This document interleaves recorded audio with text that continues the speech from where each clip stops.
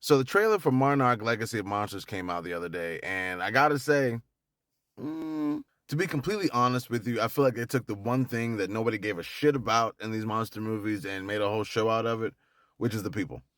Now, granted, I more than understand that you have to have people to facilitate these kind of stories because you can't have like a Predator movie from their perspective because that'd be weird, or like a monster movie from their perspective because, like, what do you do for dialogue?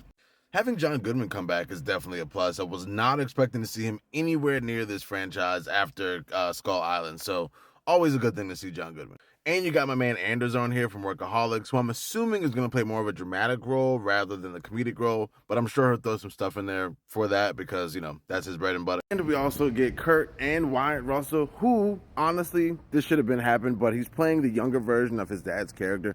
And it's a shame we don't see this more often in Hollywood where you have siblings or relatives playing family members. Now, the Hemsworth brothers is probably the biggest example I could think of. I talk about this all the time. Red Dawn definitely should have had both of them in it instead of the kid from Jake and Josh. That's just my opinion. Definitely would have hit a little bit harder when Chris Hemsworth died in that. Also, Kiersey Clemens is in this too. She was in The Flash as Iris West. She's done a few other things too, but she's actually a really solid actress though, so it's cool to see her actually getting some play.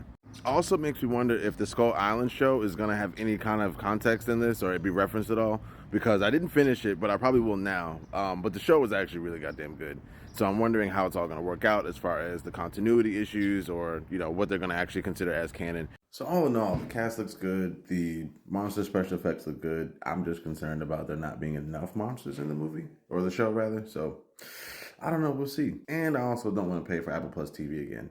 The only show I paid for that for was C, the Jason Momoa show. And if you haven't seen that, highly recommend it. But let me know if you guys are going to be watching this or be paying for Apple Plus TV. Let me know.